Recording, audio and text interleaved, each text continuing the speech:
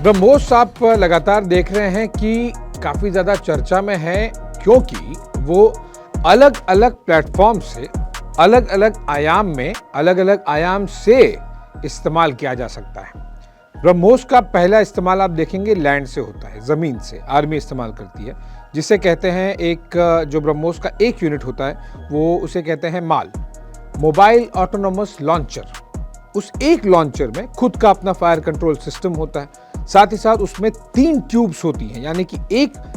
माल में आपको 3 ब्रह्मोस का सेट मिलेगा। अब ऐसे अगर आप 4-5 माल देख लें मोबाइल ऑटोनोमस लॉन्चर, जो कि एक बैटरी बनाते हैं, पूरा एक आप स्क्वाड्रन कह सकते हैं, एक रेजिमेंट कह सकते हैं, वो बनाते हैं, तब जाके ब्रह्मोस का एक पूरा का पूरा बैटरी तैयार होता है। लेकिन वो अपने आप में एक मोबाइल ऑटोनोमस लॉन्चर भी खुद क्षमता रखता है कि वो खुद भी अकेले जाके अगले 5 से 7 मिनट में पहुंचने के बाद में वो ब्रह्मोस मिसाइल दाग सकता है, क्योंकि उसका इंडिपेंडेंट कम्युनिकेशन सिस्टम भी है और इंडिपेंडेंट फायर कंट्रोल सिस्टम भी है। जो एक केवल लॉन्चर यानी कि एक बड़ा ट्रक होता है, 3 उसमें ट्यूब्स होते हैं, एक फायर कंट्रोल सिस्टम का कैबिन होता है और वो अकेले भी ऑपरेट कर सकता है, क्योंकि अकेला एक फायर कंट्रोल और कम्युनिकेशन सिस्टम है। तो लैंड से आपने देखा। अब आप देखिए समंदर की जब हम बात करें, जो जहाँ पे एक्चुअली में ब्रह्मोस की शुरुआत हुई थी नेवी के पॉइंट ऑफ व्यू, वो पहले शुरुआत हुआ था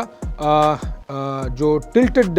लॉन्चर्स के साथ में, यानी कि 45 डिग्री पर शिप पर होता था और फिर वो सीधे ऐसे निकलता था और फिर बाद में वो डायरेक्शन अपने बदलता था टारगेट के हिसाब से। अब वर्टिकल लॉन्च वाले भी आ गए हैं, जो कि ज़्यादा ईजी हैं और ज़्यादा रख रखाव में बेहतर हैं और लॉन्च के लिए भी ज़्यादा बेहतर है। यानी कि शिप के जो फॉस्टल एरिया होता है, यानी कि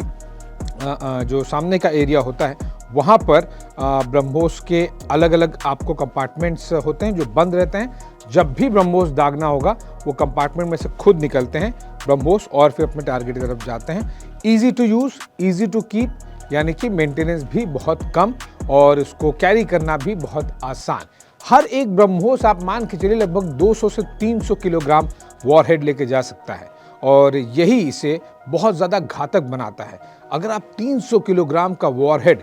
बहुत तेज़ी से, यानी कि 3 गुना ध्वनि की रफ्तार के आसपास अगर आप पहुंचा दें, तो फिर आप मान के चलिए कि दुश्मन के ठिकानों को आप तबाह कर सकते हैं। तो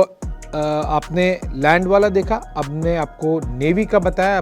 किस तरह से वर्टिकल लॉन्चर आ गए हैं। सबमरीन से ब्रह्मोस को लॉन्च करने की कैपेबिलिटी अपने आप में एक बड़ी क्षमता है, क्योंकि सबमरीन पानी के अंदर होती है तो उसे डिटेक्ट करना बहुत ही मुश्किल होता है। लैंड पर से अगर आप अटैक करें तो फिर एयर डिफेंस सिस्टम बीच में आ सकता है, या फिर आपकी मूवमेंट पहले देखी जा सकती है, फाइटर जेट्स पहले डिटेक्ट हो जाएंगे, देखी जा सकती है, तो उसके बाद में आप ब्रह्मोस लॉन्च करेंगे। लेकिन अगर आप प्योरली देखें, वॉरशिप के पॉइंट ऑफ व्यू भी आप डिटेक्ट हो सकते हैं, लेकिन सबमरीन यानी कि आप डिटेक्ट नहीं कर रहे हैं। अब बहुत मुश्किल है दुश्मन सेना को आपके सबमरीन को डिटेक्ट करना, और इसीलिए जब डिटेक्ट ही नहीं कर पाए हैं तो फिर और भी कम समय बच जाता है रिएक्ट करने के लिए, क्योंकि ब्रह्मोस ध्यान रखिएगा दुनिया की सबसे तेज सुपरसोनिक क्रूज मिसाइल है, लगभग 2.8 गुना ध्वनि की रफ्तार से चलने वाली। तो सबमरीन से और एक एडेड एडवांटेज मिल जाता है, क्योंकि सबमरीन से भी ब्रह्मोस लॉन्च की जा सकती है, तो तेज भी है और डिटेक्ट भी नहीं हो सकता आपका प्लेटफॉर्म ही।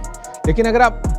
फाइटर जेट के पॉइंट ऑफ व्यू देखें, यहाँ पर भारत बहुत तेजी से प्रगति कर रहा है। अभी तक ब्रह्मोस भारत ने, क्योंकि रशियन फाइटर जेट है सुखोई 30M क्या है और जॉइंट वेंचर है ब्रह्मोस का भारत और रूस के बीच में, तो सबसे पहले इंडियन एयरफोर्स ने सोचा कि सुखोई के साथ में ट्राई करते हैं। न केवल इसलिए नहीं कि केवल वो रशियन है और ये भी रशिया का जॉइंट वेंचर है भारत और रशिया का, तो फिर यही होगा, नहीं।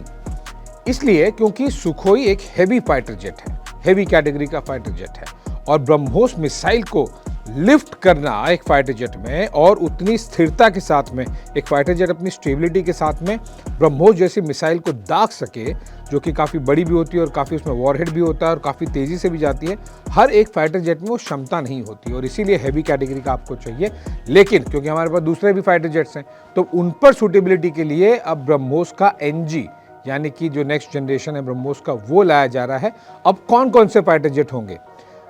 सुखोई 30 के बाद में मेड इन इंडिया LCA तेजस, उसमें NG फिट बैठ जाएगा, जो कि एक्चुअली में LCA यानी लाइट कॉम्बैट एयरक्राफ्ट। दूसरा MiG-29 के देखिए,